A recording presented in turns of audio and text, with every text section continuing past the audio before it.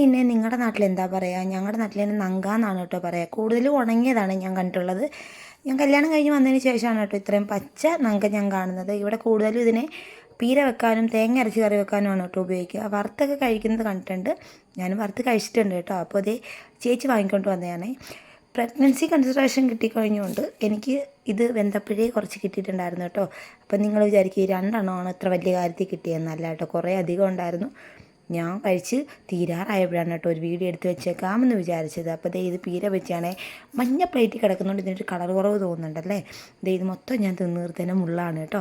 അപ്പോൾ നമുക്ക് ഉച്ചയൂണ് നോക്കാമേ. ഒരു വലിയ അയില വറുത്തതും. ഇത് നമ്മുടെ സ്പെഷ്യൽ തോരനാണ് കേട്ടോ.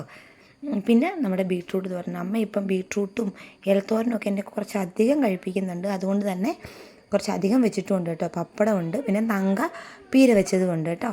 പിന്നെ ഇതൊക്കെ കൂട്ടി നമുക്കൊരു പിടി പിടിക്കുക. അപ്പോൾ ദേ കുറച്ച് ചുമന്ന അതായത് ഞാൻ ബീട്രൂട്ടിന് ചുമന്ന എന്നാണ് കേട്ടോ പറയുക. അതും ഒരു പീസ് മീൻ വറുത്തതും പിന്നെ അമ്മയുടെ സ്പെഷ്യൽ തോരനും ഒരു പീസ് പപ്പടവും എടുത്ത് നമുക്ക് ആദ്യം ഒന്ന് കഴിച്ചു നോക്കാമേ.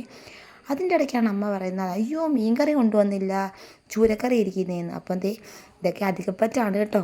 അപ്പോൾ ഇതായിരുന്നു ഞങ്ങളുടെ ഇന്നത്തെ ഉച്ചയൂണ്. അത്രേ ഉള്ളൂ. ടാറ്റാ.